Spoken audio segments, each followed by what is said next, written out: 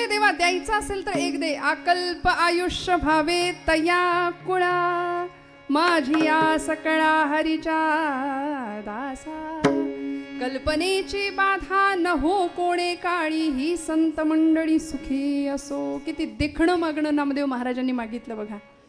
आज मला इतका आनंद होतोय आपल्या सगळ्यांसमोर सेवा करताना. मंडपामध्ये, या धर्म मंडपामध्ये उपस्थित असलेली लहान लहान लेकरं इतकी दिसतायत राहणे काका, मला इतकं छान वाटतंय. एकदा त्या लेकरांसाठी टाळ्या वाजवा बरं जोरदार. त्यांची चुळबुळ चालली आहे त्यांच्या पद्धतीने, पण हे खरं आमच्या देशाचं भवितव्य आहे. ही धर्माची खऱ्या अर्थी उत्थान करणारी अशी पिढी आहे की जिथे संतांना आनंद व्हावा, ज्या भूमीला आनंद व्हावा, की इथली लेकरं कथा कीर्तनं ऐकणारी असावीत. आणि तीच लेकरं एका बाजूला व्यसन आणि फॅशनच्या आहारी जाऊन जर धर्मसंस्कृती बुडवायला निघाली असतील तर त्यांना योग्य मार्गावर आणणारी ही पुढची पिढी निर्माण होतीये, हे आम्हाला विसरून चालणार नाही. मला आनंद वाटतोय इथल्या या मंडळाच्या किंवा या सगळ्या कार्यक्रमाच्या खटाटोपामध्ये प्रत्येकाने आपलं कार्य, ज्यांनी ज्यांनी आपलं कार्य दिलं आहे, अशी सगळी तरुण मंडळी इथं दिसत आहेत. महाप्रसादाची तयारी इतकं छान सगळं चालू आहे.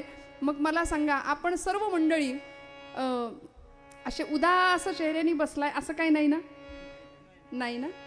देवानी एवढं छान सृष्टीत आम्हाला जन्माला घातलंय आणि आम्ही जर असे मुडदूस चेहऱ्याने बसलो, इथे कुणाच्या घेण्यात नाही, कुणाच्या देण्यात नाही, तर त्याला आवडेल का हो? मला सांगा, सडलेलं कुजलेलं नाचलेलं फूल आम्ही देवाला कधी घालतो का? नाही ना? मग हा देह ज्यावेळी टवटवीत आहे, हा देह ज्यावेळी उत्तम कार्यरत आहे, तोच देह भगवंताच्या चरणाजवळ न्यायचा आहे. नाहीतर उठलेलं बसवत नाही, बसलेलं उठवत नाही, इकडं बोललेलं कळत नाही, ऐकलेलं ऐकायला येत नाही, अशी अवस्था येते. त्यावेळी जर भगवंतांकडे आम्ही गेलो, परमेश्वराकडे, तर त्याचा काही उपयोग नाही. नामदेव महाराजांनी भगवंताकडे असं दिव्य मागणं मागितलंय, अकल्प आयुष्य भावे तया कुळा, माझी या सकळा हरीची दासा. स्वतःसाठी काही नाही मागितलं बरं. ज्ञानोबांनी स्वतःसाठी काही नाही मागितलं. तुकोबा म्हणाले, हेची भावी माझी आस, हेची भावी माझी आस, हेची भावी माझी आस, हेची भावी माझी आस, हेची भावी माझी आस, जन्मोजन्मी तुझा दास, जन्मोजन्मी तुझा दास, पंढरीचा वार करी, पंढरीचा वार करी, पंढरीचा वार करी, पंढरीचा वार करी, जन्मोजन्मी तुझा दास, जन्मोजन्मी तुझा दास, पंढरीचा वार करी,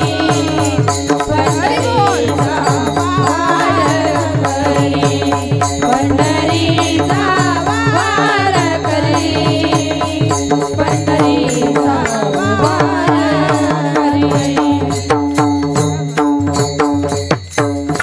किती भाग्य, भाग्याचा हेवा करावा जगाने आमच्या. या सर्व मुलींसाठी एकदा जोरदार टाळ्या वाजवायच्या.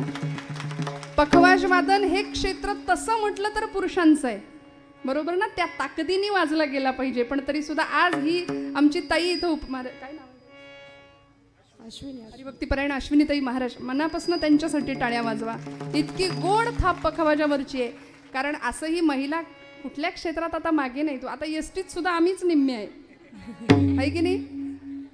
किती आनंद झाला बघा इकडं. वा वा. सगळ्या क्षेत्रात आणि स्त्री शक्तीचं जाज्वल्य प्रतीक म्हणून स्त्री देहामध्ये भगवती जगदंबा वास करते. या देवी सर्वभूतेषु शक्ती रूपेण संस्थिता, नमस्तस्यै नमस्तस्यै नमस्तस्यै नमो नमः. मला सांगा, राहणे काकांना आणि या मंडळाला मनापासून धन्यवाद देते की इथे सुद्धा आरक्षण आम्हालाच आहे जास्त, पहिल्या दिवसापासून, आहे की नाही? परवा ताई होत्या, सुप्रिया ताई होत्या, काल सोनाली ताई होत्या, आणि आज माझ्या भाग्याने आपल्या सगळ्यांचं दर्शन आम्ही घेतोय. हे खरं भाग्य आहे. हे खरं संचित आहे. पूर्वसंचिताचं फळ जर काय असेल तर हे आहे. आणि म्हणून तुम्हाला मला संतांनी आदर्श घालून ठेवलाय की देवानं दिलं ना सुंदर आयुष्य, या पलीकडे काय मागाल? जे वांछिले ते तू दिले. खऱ्या भक्ताची अपेक्षा अशी आहे बरं का, जे वांछिले ते तू दिले. कल्पद्रुमा हे आदिमा हे अंतिमा, या मातीचे आकाश तू, शिशिरात या मधुमास तू. देशी मृता तू अमृता, पुरुषोत्तमा हे आदिमा हे अंतिमा. देणे तुझे तू केशरी. ऋणात राहावं बरं का देवाच्या. सगळं दिलंय, पायाच्या अगदी डोक्याच्या केसापासून पायाच्या नखापर्यंत अव्यंग देह दिलाय, उत्तम देह दिला. या देहातला एका जरी अवयवात बिघाड झाला तरी डॉक्टरकडे जा. फार पुढचं नाही बोलत, साधी दाढ काढायची म्हणलं तरी 2000 आहेत. बसवायचं अजून पुढचं. एक एक अवयव सगळ्याचा हिशोब करा. आणि हे सगळं भगवंतांनी तुम्हाला मला एकही रुपया न घेता या अनंत कोटी ब्रह्मांडाचे इतके अनंत उपकार आहेत. आणि या शरीराचं, या देहाचं सार्थक जर कशामध्ये व्हायचं असेल तर आम्हाला भगवंताकडे काय मागायचं हे कळलं पाहिजे. नामदेव महाराज वस्तुपाठ ठेवतात तुमच्या माझ्या करता. काय मागतात? आकल्प आयुष्य व्हावे तया कुळा, माझी या सकळा हरीच्या दासा. माझी या सकळा हरीच्या दासा, आकल्प आयुष्य भावे तया कुळा. हा अन्वय आहे. कुणाला आकल्प आयुष्य द्यायचंय? हरीच्या दासांच्या कुळांना. कुळ हा समूहवाचक शब्द आहे, समूह अर्थाने. हरीच्या दासांना नाही, त्यांच्या कुळांना अकल्प आयुष्य लाभावं. जशी तुकोबरायांची आजची 13वी 14वी पिढी आहे. नाथांची हरिभक्तीपरायण वारकरी संप्रदायातले ज्येष्ठ कीर्तनकार योगीराज महाराज गोसावी नाथांचे 13वे वंशज आहेत. ही अशी कुळ परंपरा. आकल्प आयुष्य भावे तया कुळा, माझी या सकाळा हरीची या दासा. किती आयुष्य मागितलं? कल्पापर्यंतच. आकल्प. आपण कल्प, आपल्याला वर्ष माहितीये, महिने माहिती आहेत, युग माहिती आहेत, पण कल्प ही काय भानगड आहे? कल्प हा काय विषय? दाते पंचांग कधीतरी घरी जाऊन उघडून बघा, त्याच्यामध्ये अगदी पहिल्या 2 पानांनंतर, किंवा आपण नेटवर सर्च करा. आता सध्या सगळं सोपं झालंय की नाही. गुगल हातामध्ये आहे. गुगल गुरु म्हणतात लोक त्याला. परवा गुरुपौर्णिमेला गुरुची पूजाच नाही केली, म्हणले आम्ही गुगल गुरुच मानतो. आता बुद्धिमत्तेची दृष्ट काढावी मीठ मोहऱ्यांनी यांच्या. गुरु नकोच म्हणले, आम्हाला गुगल गुरुच आहे. त्याच्यावर काही सर्च करा, सगळं मिळतं म्हणाले. सगळं मिळतं, पण काय सर्च करायचं हे सांगायला सुद्धा गुरु लागतो बरं का जीवनामध्ये. काय शोधायचं त्याच्यावरती. त्यावेळी हे सगळं आम्हाला सहज उपलब्ध आहे. कल्पापर्यंतचं काय गणित आहे? आता मला माझ्या प्रश्नांची थोडी थोडी उत्तर द्या. नामदेव महाराजांनी आयुष्य मागितलं. कुणाकडे? कुणाकडे? जागे आहेत ना आपण सगळे? नामदेव महाराजांनी आयुष्य मागितलं पांडुरंगाकडे. कुणासाठी मागितलं? हरीच्या दासांसाठी, हरिभक्तांसाठी. कशासाठी मागितलं? कुळापर्यंत, कुळाला, हरीच्या दासांच्या कुळांना आकल्प आयुष्य मिळू दे म्हणाले नामदेव महाराज. आता कल्पाचं गणित जर मांडायचं झालं तर वास्तविक सरासरी कलियुगातलं आयुर्मान काय आहे हो? आम्ही किती वर्ष जगतो? 100 वर्षाचं गणित आहे. बरं, आता त्यातही अनेक प्रकारची रोगराई आहे. कोरोना काल होते, आत्ता नाही. कधी जातील सांगता येत नाही. काळ कधी झडप घालेल सांगता येत नाही, अशी अवस्था. अनेक प्रकारचे रोग आहेत. रासायनिक खतांचं आम्ही सगळे खातोय. आताची पिढी, अजून आयुर्मान कमी झाले की नाही? तरी सुद्धा बोनस लाईफ काहींना मिळतं. 100 सुद्धा क्रॉस करणारी काही मंडळी आहेत, जुनी माणसं बरं का. आताची नाही पिढी, कारण आता विचार, आहार, उच्चार सगळं बदललंय. त्यामुळे 100 सुद्धा पार करणं हे कठीण होऊन बसले. सरासरी आयुर्मान 100 वर्षाचं आहे म्हणाले, त्यातलं सुद्धा 50 वर्ष, अर्ध आयुष्य आपण झोपेत घालवतो. राहिले किती? 50 वर्ष. त्या 50 वर्षामध्ये काय काय करायचं आणि काय काय नाही करायचं? व्यसन कधी करायचं? झोप कधी घ्यायची? बायका, पोरं, लग्न, नोकरी, मुलं, बाळ, हे सगळं कधी करायचं? हे सगळं अवघड होऊन बसलं की नाही? मग असा जर हिशोब केला तर 100 वर्षाच्या आयुष्य मिळणाऱ्या मानवाला नामदेव महाराज पांडुरंगाला म्हणतात, कल्पापर्यंतच आयुष्य दे भगवंता. मला सांगा, कालगणनेमध्ये काळाचं गणित करताना सगळ्यात लहान कुठला काळ असतो? घड्याळातला. जागेत का आपण सगळे? घड्याळातला सगळ्यात लहान काळ कुठला आहे? सेकंद, बरोबर ना? सेकंदाचा हिशोब. आता मला उत्तर द्या. 60 सेकंदांचा 1 मिनिट, 60 मिनिटांचा 1 तास, 24 तासांचा 1 दिवस, बरोबर. 7 दिवसांचा 1 आठवडा, 7 दिवसांचा 1 आठवडा, 2 आठवड्यांचा 1 पंधरवडा सुरू होतो. 2 आठवड्यांचा 1 पंधरवडा, 2 पंधरवड्यांचा 1 महिना, 2 महिन्यांचा 1 संपलं. विठ्ठल विठ्ठल विठ्ठल विठ्ठल.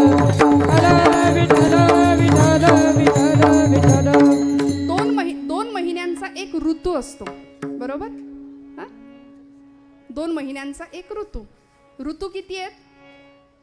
ऋतू आपल्याकडे किती आहेत श्रोते हो? आपण सगळे जागे आहात? किती? कोण म्हणतंय 3? सावधपणे उत्तर द्या. कोण म्हणतंय 6?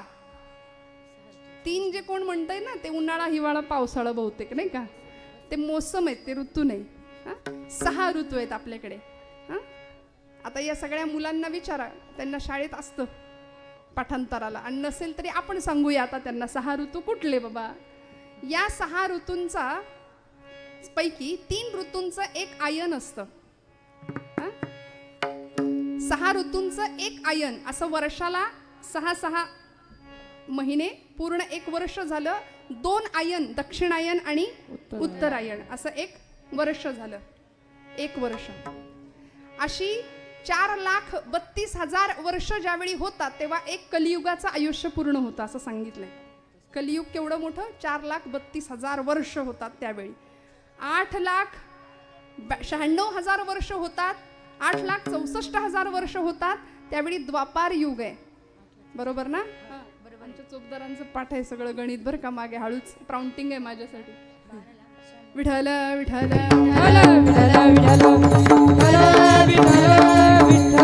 12,96,000 वर्षांचं 1 त्रेतायुग आहे, आणि पुढे 17,28,000 वर्षांचं 1 कृतयुग, सत्ययुग म्हणतात.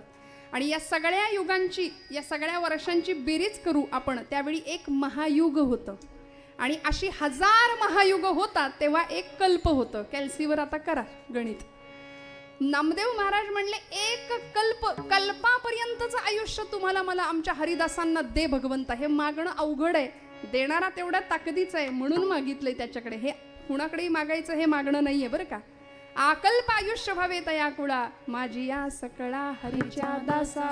माझ्या हरिभक्तांना भगवंता आकल्पापर्यंतचं आयुष्य दे. सोपं सांगते, यावं चंद्र दिवाकर उजाला म्हणतात, या भूमीवर चंद्र सूर्य असेपर्यंत संतांचं नाव अजरामर राहिलं पाहिजे, त्यांच्या कुळाचं नाव अजरामर राहिलं पाहिजे. म्हणून ज्ञानोबांना, बाकी सगळं आम्ही विसरू पण ज्ञानोबा तुकोबा हे या भूमीचं रसायन आहे, हे आम्ही नाही विसरू शकत. पण दुर्दैवानी हे सगळं बाजूला ठेवलंय आणि आम्ही नको त्या पाश्चिमात्यकरणाच्या आहारी जातोय, नको त्यांचं अनुकरण करतोय. आमची पोरं, आमच्या मुली वेशभूषेपासून केशभूषेपर्यंत सगळं शिकवायची वेळ आली. बाई ग, केस नीट बांधून ठेवत जा, कपाळाला डोक्याला 1 कुंकू लावत जा. मुलांना सांगावं लागतं, गणपतीची पूजा करतोस, देवीचं नवरात्र आलंय, नवरात्र देवी समोर उभा राहतो, उघड्या डोक्याने जाऊ नको, डोक्याला टोपी घाल. ते म्हणतो बरमुड्यावर पूजा करतो, काय होतंय त्याला? धोतर नेसणारी माणसं बॅकवर्ड समजली जात आहेत आज. का हो? हे धर्म शिक्षण आम्ही देत नाही म्हणून केरला स्टोरी तुमच्या माझ्या आजूबाजूला घडल्याशिवाय राहत नाही. तुमच्या माझ्या तरण्या ताठ्या पोरी संध्याकाळी 7 नंतर घरामध्ये नाही आल्या तर मला सांगा, आई वडिलांच्या हृदयाचा ठोका चुकतो की नाही? आज आजूबाजूला ही परिस्थिती आहे. धर्मद्वेष्टे धर्मांध माणसं आमच्या धर्मावर विशिष्ट पद्धतीने घाला घालतायत. लव जिहादचा प्रश्न प्रचंड गंभीर स्वरूपात आव असून उभा आहे आणि आम्ही आमच्याच सुखामध्ये इतके रममाण आहे, आम्हाला कुणाशी काही कशाशी घेणं देणं नाही. ज्यावेळी हे संकट आमच्या उंबरेवर येऊन ठकेल तेव्हा मात्र मग आमच्या तळपायाखालची जमीन सरकल्याशिवाय राहणार नाही. मला सांगा, हा देश संतांचा आहे, ही भूमी वीरांची आहे, महापुरुषांची आहे. नामदेवांसारखा एक आगळा वेगळा विरळा संत इथे आकल्प आयुष्य मागतो पांडुरंगाकडे, हरिता कुळांना, हरिभक्तांच्या कुळांना. मग तुमचं माझं कर्तव्य काय आहे? ज्या भूमीमध्ये, ज्या मातीमध्ये इथे सोन्याचा धूर निघत होता, मी खोटं नाही सांगत आहे, जुन्या मंडळींना विचारा, इंग्रज आले, परके लुटारू आले, इथलं सगळं लुटून नेलं, भरभरून नेलं, आगबोटी आणल्या रिकाम्या, इथला ताग, इथला कापूस, इथली नीळ, इथलं सोनं, इथलं लोखंड सगळं नेलं, कंगाल करून सोडला आमचा भारत देश आणि स्वतःच्या टाचेखाली आमचा राष्ट्राभिमान सुद्धा तुडवला. भारतीय धर्मशास्त्र, भारतीय कर्मकांड सगळं झूट आहे, सगळं थोतांड आहे असं म्हणून फक्त निंदा केली. 150 वर्ष इंग्रज भारतात राहिला, तो त्याच्या मम्मीला कधी आई नाही म्हणाला आणि आपण मात्र त्याचा गुण घेतला.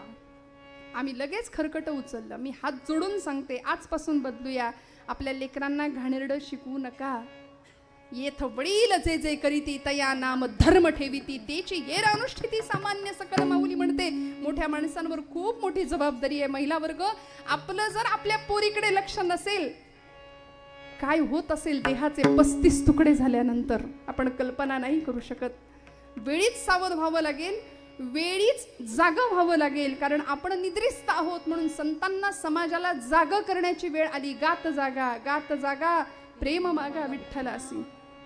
आपुलिया हिता जो असे जागता, धन्य माता पिता तयांची. जागणं महत्वाचं आहे. आम्ही निद्रिस्त आहोत त्यामुळे. बरं, आमची पोरं स्वप्न बघायला तयार नाहीत. नको ती स्वप्न बघतो आम्ही, नको ती माणसं स्वप्नात येतात आणि सगळ्या आयुष्याचं नुकसान होऊन बसतं. APJ अब्दुल कलाम म्हणायचे, भारताचे मिसाईल मॅन, स्वप्न बघा, स्वप्न बघा, कारण ती स्वप्न तुम्हाला विचार करायला प्रवृत्त करतात आणि तुमचे विचार तुम्हाला कृती करायला भाग पडतात. आणि अशी स्वप्न जर आमच्या पोरांनी नाही बघितली तर आमच्या मुलांचं भवितव्य एवढंच असतं. तेजस्विता, तपस्विता आणि तत्परता या 3 गुण ज्यांच्याकडे आहेत त्यांना तरुण म्हणावं. पण आजचा तरुण संध्याकाळ झाली की धरून आणावा लागतोय. हे आमचं भाग्य आहे. बरोबर आहे की नाही? माझं चुकत असेल तर सांगा. रोज संध्याकाळी सरकार मान्य होणारी माणसं आहेत. यापेक्षा स्पष्ट मी नाही बोलत या गादीवरून. मर्यादा आहे. मग आम्ही अशा पद्धतीची पिढी घडवायची आहे की कथा कीर्तनाच्या माध्यमातून, समाज प्रबोधनाच्या माध्यमातून खऱ्या अर्थी देशाचं उत्थान करणारी, आज 3Dच्या मागे लागणारी पिढी तुमच्या माझ्या बाजूला दिसतीये ना. डोळे खराब करणारी, वजन वाढवणारी, किलोनी. मैदानी खेळ आम्ही विसरलो, सगळं विसरलो. या देशात क्रांती झाली पाहिजे. हातात पत्ते, बसलाय पारावर, आणि या देशात क्रांती झाली पाहिजे. अशा वल्गना आणि बाष्कळ गप्पा बास झाल्या. आता खूप मारणारी लोक पाहिली, पण कृतिशील कार्यकर्ते समोर आले तर असे उत्साह लोकार्पण सोहळे घडतात आणि त्या माध्यमातून अशी ज्ञानाची दिवाळी साजरी होते. म्हणून या मंडळाला शतशः धन्यवाद आहेत की तरुण आबाल वृद्धांसाठी ज्या पद्धतीने समाजात जागरण व्हावं हा उद्देश आहे या मंडळींचा. आणि खरं सांगू का, तुम्ही आम्ही आपापल्या पातळीवर काहीतरी देणं लागतो बरं का अशा कार्यक्रमांना. हे सगळं एका हाताने, 2 हातांनी शक्य नाहीये. मला सांगा, भगवान गोपाल कृष्णांना गोवर्धन उचलता आला असता की नाही एकट्याला? देव आहे तो, त्याला काय अशक्य होतं? देवाला गोवर्धन पर्वत उचलता आला असता, साईनाथांनी मनात आणलं तर हे सगळं होऊ शकतं. पण भगवंतांनी आदर्श काय घातला? बहुता जनांचे मुखी यश घ्यावे, एकट्याने काही नाही करायचं. भगवंत म्हणले सगळ्यांनी काठ्या लावा. गोकुळामध्ये प्रत्येक जण पुढे आला. प्रत्येकाला वाटत होतं माझ्यामुळेच गोवर्धन उचलला गेलाय, माझाच आधार आहे. प्रत्येकाने काठ्या लावल्या आणि भगवंतांनी मग करांगोळी लावली, तेव्हा गोवर्धन पर्वत उचलला गेला. तसा हा जगन्नाथाचा रथ जर पुढे जायचा असेल तर प्रत्येकाने आपलं तन, मन आणि धन या समर्पणाने इथं आलं पाहिजे बरं का. म्हणून मी एक आव्हान करते या निमित्ताने आपल्या सगळ्यांना की ज्यांना ज्यांना जितकं देणं शक्य आहे, तन मन धन यापैकी काहीही, काही शारीरिक सेवा करतील, काही अर्चन भक्ती करतील, काही आर्थिक स्वरूपात मदत करतील, पण आपलं कर्तव्य श्रोते हो या धर्मकार्यामध्ये तुमचा आमचा खारीचा वाटा असलाच पाहिजे. या भावनेने तुमचं आमचं अध्यात्म पुढे सरकलं पाहिजे. नामदेव महाराज म्हणतात, हरीच्या कुळांना, हरीच्या दासांना अकल्प आयुष्य मिळू दे. आणि दास दास दास म्हणजे काय हो? दास ही अवस्था आहे, दास ही भूमिका आहे, दास ही काही पदवी नाही आहे कुणाला दिलेली. संतांना कधी किताब नाही मिळाले, पदव्या नाही मिळाल्या, नोबेल प्राइज नाही, कधीच नाही मिळाले. ते फक्त निंदा, अपमान, छळ, अनन्वित अत्याचार सगळं सहन केलं. आणि ते गेल्यानंतर मग दिंड्या निघाल्या, ज्ञानोबांच्या, तुकोबांच्या. आता दिंड्या निघतात, सोहळे निघतात. होते तोपर्यंत भरपूर छळलं. त्यामुळे दास ही पदवी नाहीये, दास ही अवस्था आहे. मन, बुद्धी, ज्ञानेंद्रिय, कर्मेंद्रिय या सर्वांच्या सहित भगवंता मी तुला समर्पित आहे असा समर्पणाचा भाव ज्याच्याकडे असतो त्याला दास म्हणतात, जो आमच्या मारुतीरायांकडे होता. मारुतीरायांनी रामांना आपलं सर्वस्व अर्पण केलं होतं श्रोते हो. काय दिलं होतं. म्हणून प्रसादासाठी ज्यावेळी मारुतीराय उभे राहतात की नाही त्यावेळी सगळ्यांना सगळं मिळालं. मारुतीराय म्हणतात, रामा तुमच्या पायाखालची एखादी चुरगळलेल्या फुलाची पाकळी जरी तुम्ही मला दिली तरी मला चालेल. म्हणाले, भगवंता मला प्रसाद द्या. आपल्याला प्रसंग माहितीये, मारुतीरायांना प्रसाद रामांनी नाही दिला. ज्या क्षणाला सीतामाईंच्या लक्षात आलं, म्हणाले मारुते इकडे ये. मारुतीराय एवढे आनंदित झाले, म्हणाले बाप विसरला पण आई नाही विसरली माझी. टोन टोन टोन उड्या मारत पार्टीच बदलली हो, पक्षच बदललं. इकडे बसले, आता आईकडे बसले आणि आईने डोक्यावरनं हात फिरवला. म्हणले मारुते किती कष्टलास, किती श्रमलास आमच्या करता. तू नसतास तर रामायण घडलं नसतं, तू नसता तर रावणवध झाला नसता, तू नसता तर लंका दहन झालं नसतं, तू नसता तर प्रभूंची मुद्रिका माझ्यापर्यंत पोहोचली नसती, तू नसता तर अहिरावण महिरावणाच्या तावडीतनं आम्हाला सोडवलं नसतं, तू नसता तर द्रोणागिरी आणलाच नसता कोणी. अख्खं मेडिकल स्टोअरच उचलून आणलं होतं द्रोणागिरी. कळेनाच तिथं गेल्यावर नक्की काय, सगळंच उचलून आणलं. काय काय असतं दास्यत्व. अशा दासांच्या कुळांना नामदेव महाराज आयुष्य मागतायत, अकल्प आयुष्य, चिरंजीव करा भगवंत असं सांगतायत.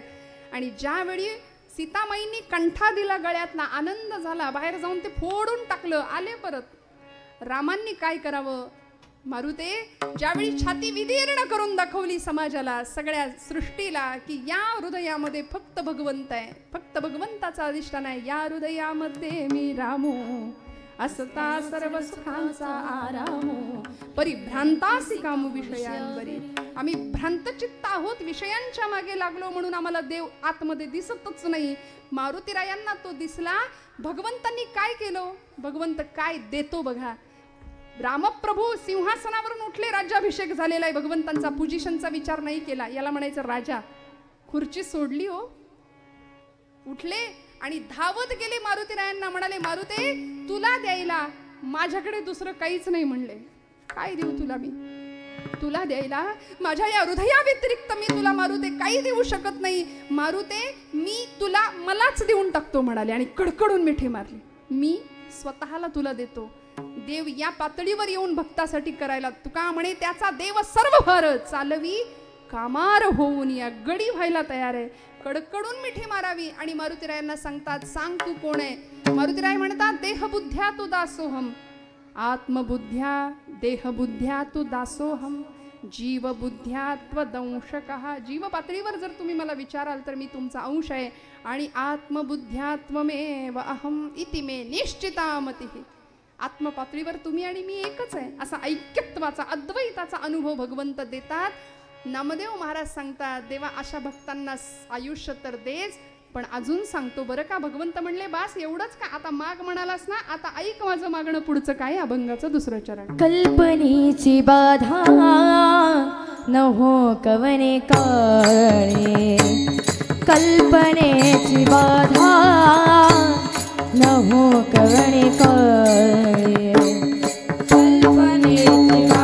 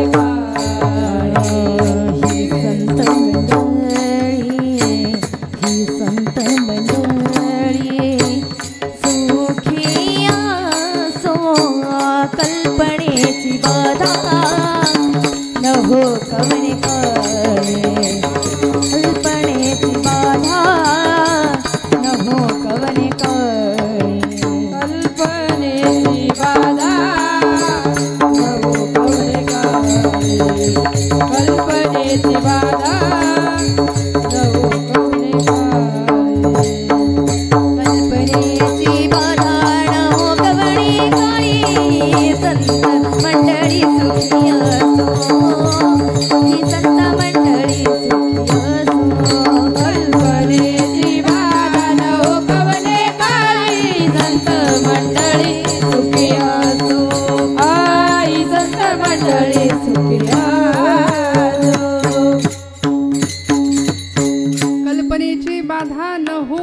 कवणे काळी ही संत मंडळी सुखे असो. नामदेव महाराज म्हणले माझ्या भक्तांना, भगवंता तुझ्या हरिदासांना कल्पनेची बाधा नाही झाली पाहिजे. कारण माणूस स्वभाव गुणधर्मानुसार कल्पना विश्वात फार रमतो. म्हणाले मी असं करीन तसं करीन, याऊ करीन त्याऊ करीन. हे नुसतं बोलाची कडी आणि बोलाचा आपल्याकडे म्हण आहे बघा. आमची ऐन तारुण्यातली पोरं मी असं 25शीत असं करीन तसं करीन याऊ करीन, त्या वास्तविक काहीच नाही. आणि मग 60-70 ओलांडल्यावर अशा माणसाला विचारलं की नाही काय हो 25शीत कसे होता, काय गेलं सगळं देवाची इच्छा. त्यावेळी मात्र मी असं करीन तसं करीन अशी कल्पना विश्व रमवणारी तरुणाई किंवा अशी पिढी अशी मंडळी नाथांना दिसतात, नामदेवांना दिसतात. आणि नामदेव महाराज म्हणतात की माझ्या भक्ताला कल्पनेची बाधा, कल्पनेचा संशय पिशाच्याचा संसर्ग माझ्या भक्ताला नाही झाला पाहिजे. कारण भगवद्गीतेत भगवंत म्हणतात संशयात्मा विनश्यती. अनेक दुर्गुणांची छाप त्याच्यावर पडता कामा नये.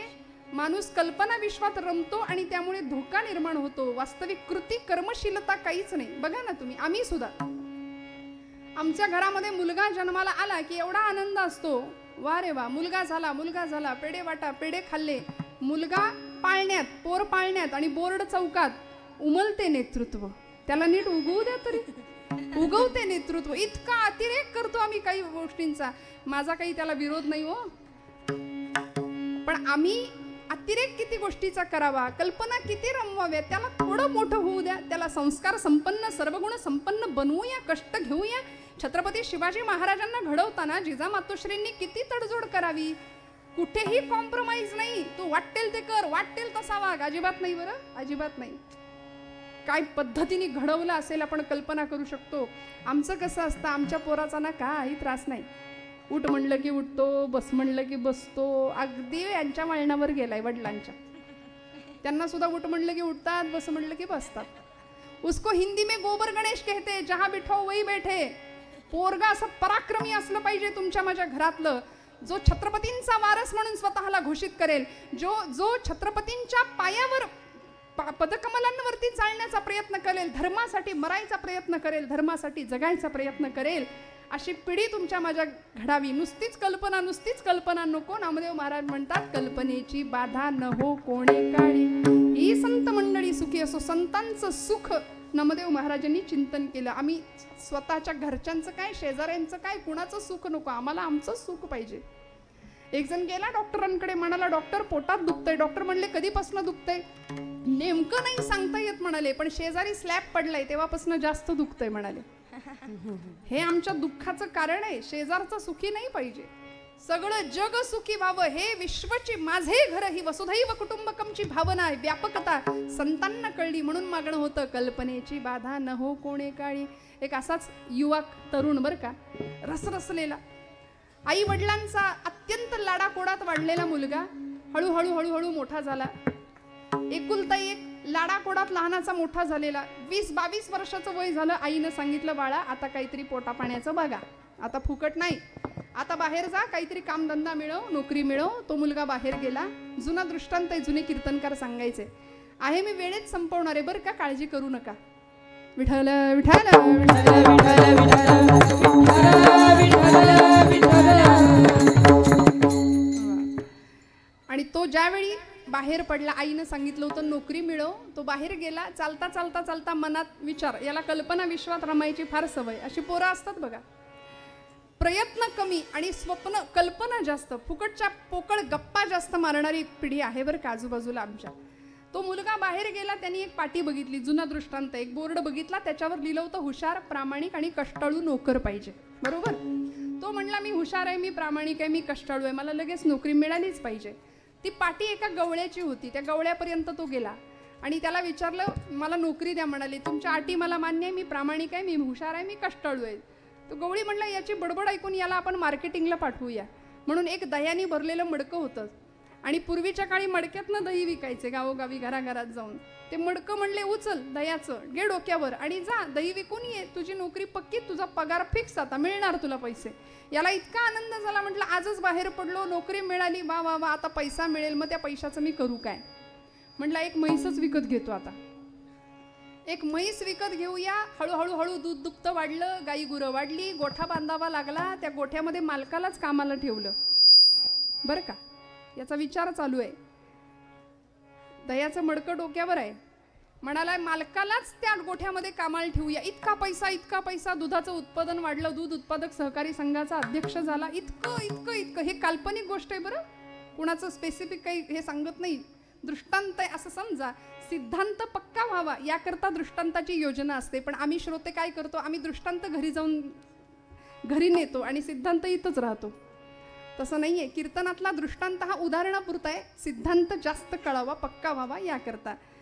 तो गृहस्थ, तो मुलगा विचार करतोय की आता इतका पैसा आला, दूध उत्पादक सहकारी संघाचा अध्यक्ष झाला, सगळ्यांचं लक्ष त्याच्याकडे गेलं, भरपूर पैसा.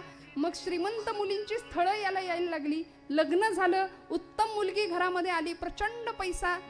काही सामाजिक पक्षांना, काही सामाजिक संस्थांना दानधर्म द्यायला सुरुवात केली, काही संस्थांना डोनेशन्स द्यायला सुरुवात केली. मग लोकांचं लक्ष गेलं, म्हणाले आमच्या पक्षात या ना. एका पक्षामध्ये प्रवेश केला आणि नुसता केला नाही, उमेदवार म्हणून उभा राहिला, निवडून सुद्धा आला.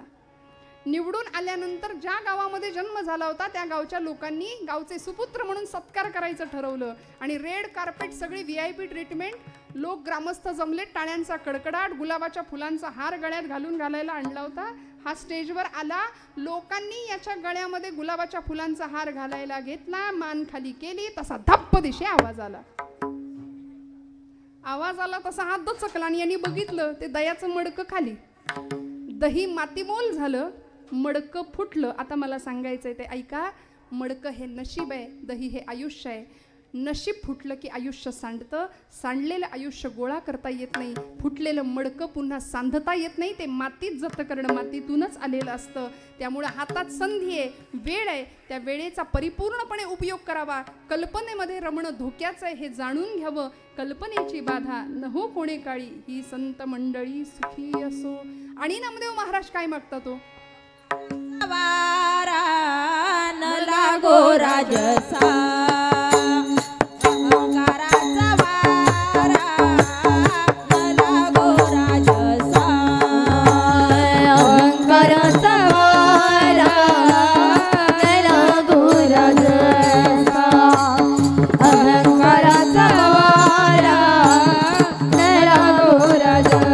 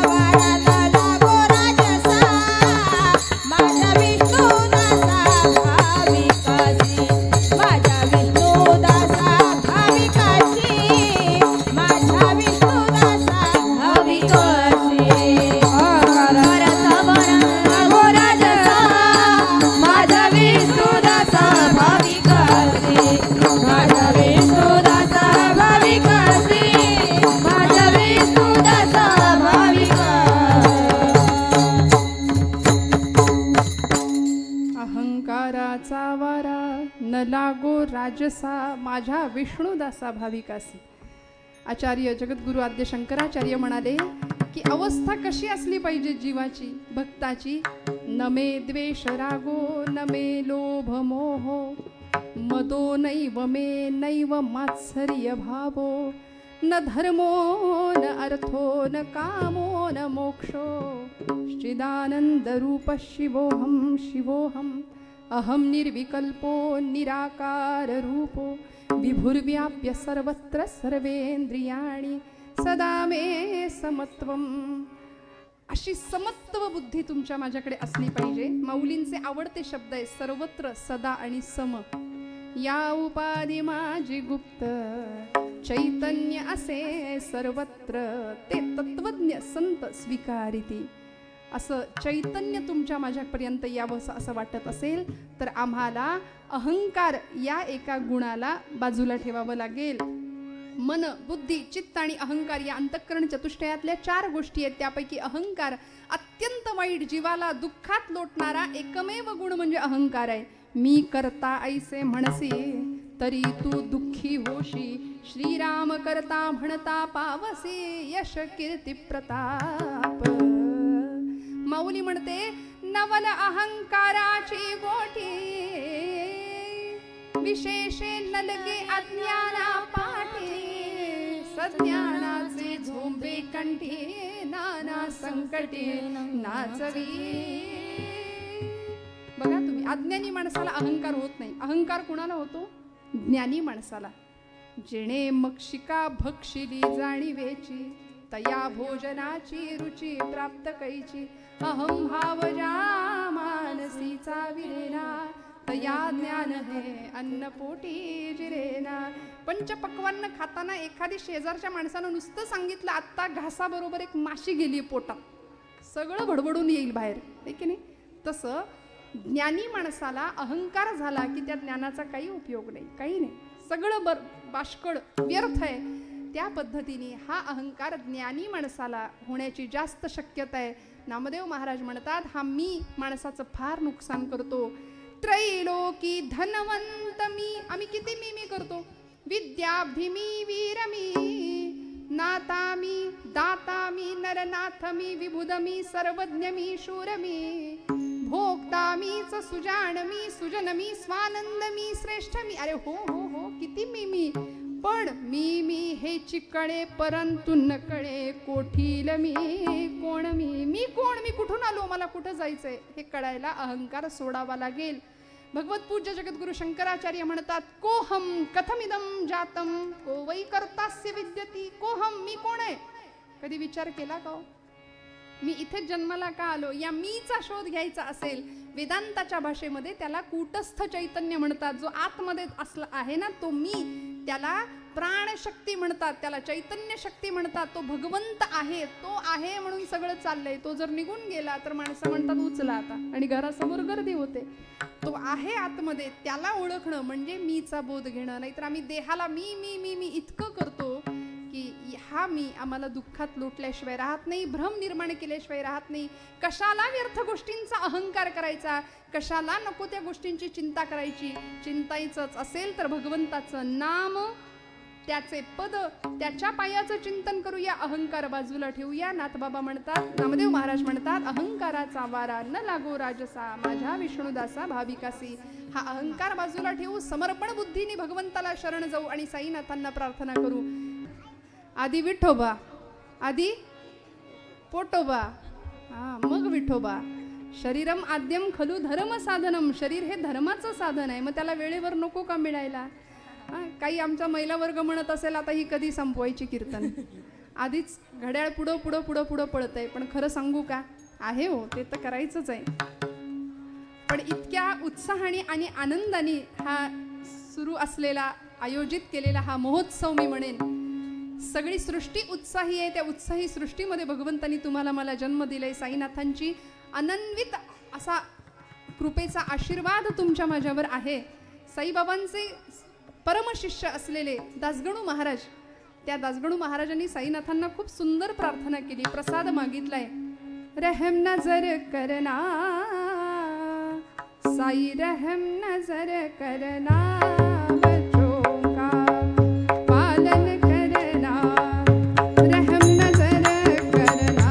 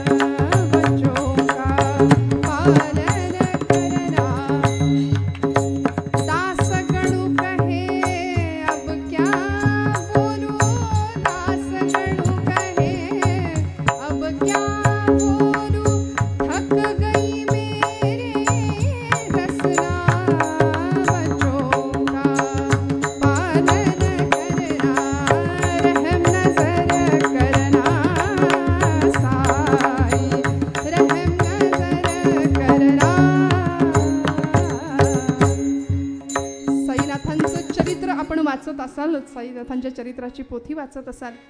मला असं वाटतं साईबाबांकडे दासगणूंनी मागितलेलं मागणं आहे, रहम नजर करना बच्चों का पालन करना, मैं अंधा हूँ बंदा तेरा. कारण खरंच आहे बरं का, डोळे असून आम्ही आंधळे आहोत अशी परिस्थिती आहे की नाही. जगाकडे डोळसपणे बघायला संतांनी शिकवलं. वास्तववादाचा रोकडा स्पर्श संतांच्या आयुष्याला होता, तो तुम्हाला मला मिळावा. डोळस दृष्टीने समाजाकडे बघावं आणि परमार्थाचा अर्थ कळायचा असेल. आम्हाला अर्थाचा परमार्थ लवकर कळतो, पण परमार्थाचा अर्थ कळायचा असेल तर खऱ्या अर्थी समर्पण भावनेनी, समर्पण बुद्धीनी इथं येणं अपेक्षित आहे. इथे आपला वाटा देणं अपेक्षित आहे. जशी ती खार छोटी होती, पण समुद्र सेतुबंधनाच्या कामामध्ये तिने आपला वाटा उचलला, तिने ते काम पूर्णत्वाला नेलं. प्रभूंची पूर्ण कृपा झाली. तुमच्या माझ्यावर भगवंतांची कृपा व्हावी असं वाटत असेल तर या समाजामध्ये आमच्या संतांनी, सत्पुरुषांनी, महंतांनी देव देश धर्माचं काम हातामध्ये घेतलं. ते मी म्हटलं होतं 3Dचा मागे लागलेला आपला समाज, आपली तरुणाई आणि त्यावेळच्या तरुणांची, त्यावेळच्या महापुरुषांची 3D म्हणजे एकच होती, देव देश आणि धर्म. हे तत्वज्ञान होतं जीवनाचं. त्यामुळे महापुरुषांपासून संतांपर्यंत, संत महंतांपर्यंत, पुराणातल्या देवदेवतांपर्यंत अनेकांनी आमच्या कल्याणाचंच चिंतन केलं. भगवान प्रभू साईनाथ तुमच्या माझ्याकरता इथे आलेले आहेत. त्यांची पूर्ण कृपा व्हायची असेल तर आम्हालाही त्यांच्याकडे मागणंच मागावं लागेल. अहंकाराचा वारा न लागो राजसा, माझी या विष्णुदासा भाविकासी. आणि जगाचं कल्याण चिंतणाऱ्या अनेक सत्पुरुषांची कृपा तुम्हाला मला लाभावी या एका उद्देशाने नामदेव महाराज सुद्धा सांगतात, भगवंता आता काय देशील रे. ज्याच्या ज्याच्या मुखामध्ये भगवंताचं नाम आहे त्या प्रत्येकाचं कल्याण कर भगवंता. अभंगाचं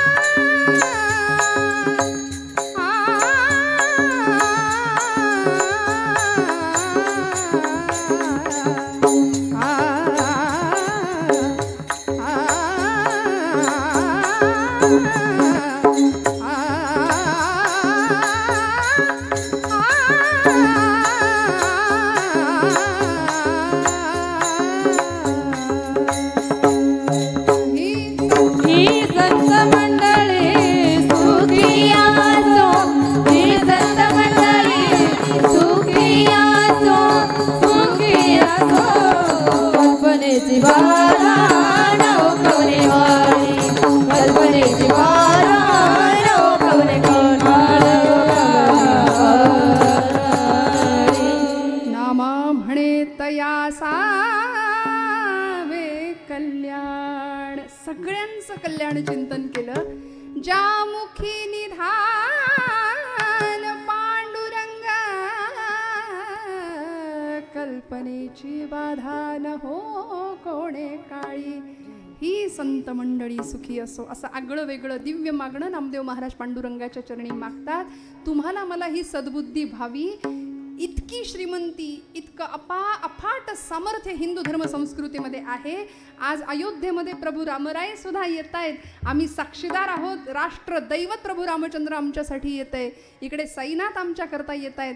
आम्ही साक्षीदार आहोत या सोहळ्यांचे. आम्ही भाग्यवान आहोत. ते भाग्य आमचं आम्ही आजमावावं, ते भाग्य उपभोगूया आणि हा असा आनंदाचा सोहळा साजरा करूया. सगळ्यांचं कल्याण चिंतन करूया. कशाला कुणाचं हृदय दुखावायचं मला सांगा. तुमच्या माझ्या बोलण्यातनं दुसऱ्याच्या हृदयातला विठ्ठल डोलला पाहिजे असं आमचं बोलणं असू द्या. नाहीतर खासकन दुसऱ्याच्या अंगावर ओरडायचं, वासकन एखाद्याला दुखवायचं असं नाही. गळ्यात माळ एक नाही, मग माळेबरोबर पथ्य असावं. जेणे विठ्ठल मात्रा घ्यावी तेणे पथ्य सांभाळावी. पथ्य काय? गळा माळ शोभे आत्मरूप शांती. ती शांती आत्म्याच्या ठिकाणी लाभावी. प्रत्येकाला सुख समाधान प्राप्त व्हावं.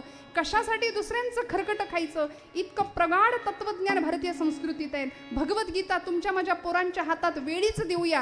16व्या वर्षी ज्ञानोबा जर ज्ञानेश्वरी लिहितात तर आमच्या पोरांनी 16व्या वर्षी निदान उघडून तर बघितली पाहिजेच ज्ञानेश्वरी. हा अट्टहास मोठ्या माणसांनी ठेवलाच पाहिजे. नाही ठेवला तर आमची पिढी रसातळाला गेल्याशिवाय राहणार नाही. योग्य वयात योग्य त्या गोष्टी झाल्या पाहिजेत. तेव्हा कल्पनेची बाधा होणार नाही, अहंकाराचा वारा लागणार नाही. उत्तम कल्पापर्यंत आयुष्य हरिभक्तांना मिळाल्याशिवाय राहणार नाही. नामदेव महाराजांचं मागणं भगवंत पूर्ण करतील नव्हे केलंय यात शंका नाही. आज पाश्चिमात्य लोक तुमचं माझ्या भारतीय संस्कृतीचं अनुकरण करतायत. पाश्चिमात्य लोक भगवद्गीतेचा अभ्यास करतायत. छत्रपती शिवाजी महाराजांच्या चरित्राचा अभ्यास अमेरिकेतली माणसं करतायत आणि आम्ही नको त्यांचे पोवाडे गातो. मी तरुण मंडळींना कायम सांगते, आमच्याकडे अनेक लोकांनी स्वाऱ्या केल्या. लुटारू अक्षरशः लुटलं, इथलं सगळं नेऊन लुटलं. भारतभूमी कंगाल केली. 17 स्वाऱ्या केल्या. महम्मद गझनी असू दे, सिकंदर असू दे, अनेक लोकांनी स्वाऱ्या केल्या. आणि आम्ही काय म्हणतो, जो जिता वही. वाटलंच मला आता दृष्ट काढा घरी गेल्यावर आपलीच आपण. मी एवढं सगळं सांगितलं त्याच्यावर बोळा फिरला असं म्हटलं तरी चुकणार नाही. काय म्हणतो आपण, जो जिता वही. आता का बोलाल? मी हात जोडून सांगते, लुटेरे, फुटके लुटेरे कुणीतरी येतात, आमच्या संस्कृतीतलं ज्ञान पळवून नेण्याचा प्रयत्न करतात. इथली नालंदा, तक्षशिला सारखी विद्यापीठ लाखोंच्या संख्येमध्ये पुस्तकं जाळली, पण तरी सुद्धा आज विश्वगुरु म्हणून भारतभूमी जगाच्या ठिकाणी ललामभूत आहे. हे विसरून चालणार नाही. सगळ्या जगामध्ये भारत हा गुरुस्थानी आहे. प्रत्येकाला आत्मिक शांतता हवी असेल तर भारतीय अध्यात्मशास्त्राकडे यावंच लागेल. सगळा भंपकपणा, सगळा भपकेबाजपणा दूर ठेवावा लागेल आणि आमच्या भारतीय संस्कृतीतलं मूळ विसरून चालणार नाही. सगळी मंडळी इकडे धावायला लागली आणि आम्ही नको त्यांचं अनुकरण करतो. आजपासून म्हणी बदलूया. माझ्या तरुणांना मी सांगेन, जो जिता वही सिकंदर नाही, आजपासून बदला. जो जिता वही छत्रपती शिवाजी महाराज, जो जीता वही महाराणा प्रताप, जो जीता वही पृथ्वीराज चौहान, जो जीता वही राजा पृथ्वीराज चौहान, राजा विक्रमादित्य. का हो, भरपूर यादी होईल मोठी. आपल्याला ऑप्शन दिलेत, काही म्हणा, पण सिकंदर नाही म्हणायचं आजपासून. राजांनी एवढं केलं, आमचा इथला धर्म शाबूत आहे. आज तुमच्या माझ्या स्त्रियांचं शील सुरक्षित आहे. कुंकू कपाळावरचं सुरक्षित राहावं याकरते आयुष्याचा यज्ञ केला या मंडळींनी. आणि आम्ही अनेक महापुरुषांच्या जयंत्या साजऱ्या करतो.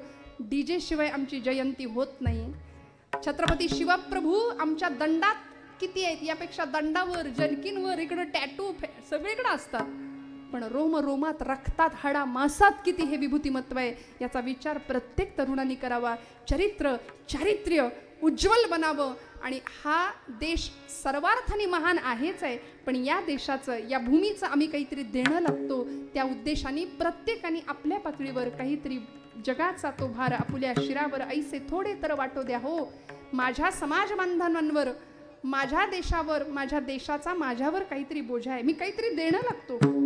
तिकडे सीमेवर जवान लढतो, शेतात शेतकरी मरमर मरतो, घाम गाळतो, कष्ट करतो. मग जेवायला बसताना आणि जमिनीवर अंग टाकताना, झोपताना या देशाचा जवान आणि या देशातला किसान विसरून चालायचं नाही. प्रत्येक वेळी कृतज्ञता ठेवायची या दोघांच्या बद्दल.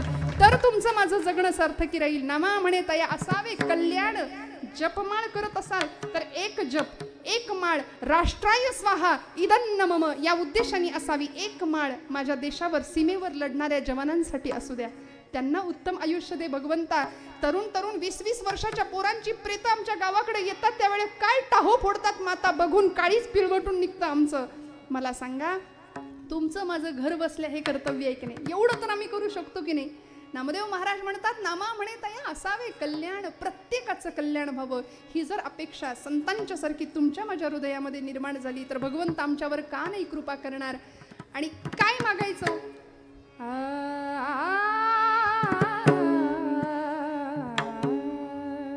गोव्यातले कवी आहेत बाबा बोरकर. जसं नामदेवांचं पसायदान, जसं ज्ञानोबांचं पसायदान, ते पसायदानच म्हणून नाट्यगीत म्हणून ज्याला दर्जा मिळाला असं एक बाबा बोरकरांचं फार सुंदर साहित्य आहे. सर्वात्मका सर्वेश्वरा, सर्वात्मका सर्वेश्वरा, गंगाधरा शिवा शंकरा, गंगाधरा शिवा सुंदरा, जे जे जगी जगते तया माझे म्हणा करुणा करा. सर्वात्मका सर ती ती ना धी ना धी, सर्वात्मका सर्वेश्वरा, सर्वेश्वरा. झालेली सेवा भगवंत चरणावर अर्पण करते. बोलत असताना काही वेडवाकडं गेलं असेल तर मोठ्या अंतःकरणाने क्षमा करा. आज जागराचा दिवस आहे, महाप्रसाद आहे, त्यामुळे घड्याळ आधीच पुढे गेलं होतं, माझ्याकडून अजून पुढे पडत गेलं. ते काय करू, ते घड्याळ थांबतच नाही. मी तर काही थांबवू शकले नाही, घड्याळ बरंच पुढं गेलंय. आपल्या सगळ्यांना इतका वेळ मी बसवून ठेवलं पण आपण सुद्धा शांतपणे अत्यंत सुंदर पद्धतीने मला साथ दिली. मनापासून प्रत्येकाच्या हृदयस्थ परमात्म्याला नमस्कार करते. आमचे परम आदरणीय रहाणे काका, मनापासून त्यांना नमस्कार करते की त्यांचे प्रयत्न, त्यांना साथ देणारी सर्व मंडळी सगळ्यांच्या ऋणात राहण्याचा प्रयत्न करते. आदरणीय मंडलिक महाराजांना नमस्कार. सर्व गायक वादक साथीदार विणेकरी भालदार चौकदार सर्व टाळकरी आमची ही मंडळी मुलं सगळ्यांना मनापासून नमस्कार करते. आणि परब्रह्म स्वरूपातले आपण सर्व श्रोते, कीर्तनामध्ये नादब्रह्म, स्वरब्रह्म आणि शब्दब्रह्म यांचा त्रिवेणी संगम होतो तेव्हा परब्रह्म साकार होतं असं म्हणतात. त्यामुळे आपण परब्रह्म स्वरूपात असलेले श्रोते, तुम्ही महेशाची या मूर्ती, मी दुबळा अर्चितसे भक्ती या न्यायाने आपण परब्रह्म स्वरूप असलेले श्रोतृवर्ग मनापासून सगळ्यांच्या हृदयस्थ पांडुरंगाला प्रार्थना करते, विनंती करते, नमस्कार करते, कृतज्ञता व्यक्त करते आणि सेवेला विराम देते.